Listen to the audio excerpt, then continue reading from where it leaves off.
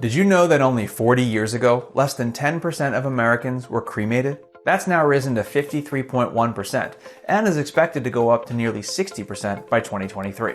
You might be surprised at what actually takes place and relieved to understand the process of how a body is prepared for cremation. You might feel more at ease knowing what has happened or will happen to your loved ones. Keep watching for more info.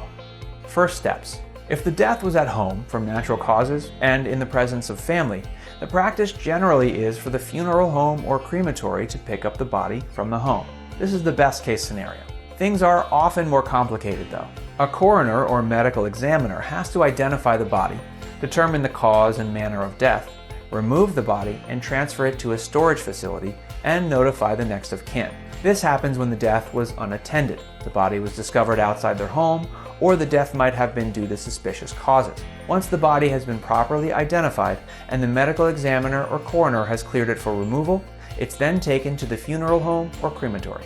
Arrival and preparation. Ordinarily, the identification procedure involves only a family member's confirmation. After that, a metal ID tag is placed on the body.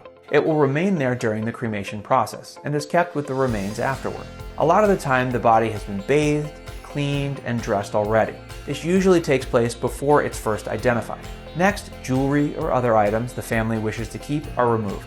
Medical devices or mechanical prosthetics or those that contain batteries are removed as well. These items will be recycled, though never reused. Other items, including medical pins, artificial joints, and so on, are left in place. So is any remaining jewelry. And if the body has arrived already clothed, the clothing typically stays on. The body is then placed in refrigerated storage. The cremation. When the time comes, the body is placed in a coffin-like container sturdy enough to hold it, but also combustible. This is then either manually or automatically slid on rollers into the cremation chamber, known as a retort.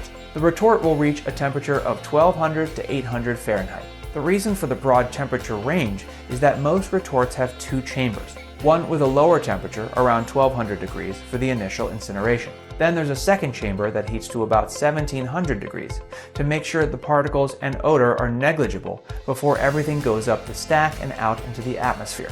The entire process takes up to 2 hours. Following the cremation. This process is carried out by the crematory staff in a very routine way. The incinerated remains are cooled and then sorted for metal, e.g. from tooth fillings. A powerful magnet is often used for this. The metal will likely be recycled. The term ashes to refer to the remains is a comforting euphemism, since ash would be expected following the intense heat. There are some ashes, but most of the incinerated remains are actually bone fragments. These are ground into a fine powder, placed in the selected urn, and returned to the family. We hope it's reassuring to you to understand what takes place when someone you know and care about is cremated. It's often comforting to be able to visualize the process. We hope that as more people choose cremation for themselves and their loved ones, they consider the most environmentally friendly methods, and we're here to help with that decision too. Please let us know when you'd like to speak with us about planning this important end-of-life tradition. And if you found this video helpful, be sure to like, comment, and subscribe.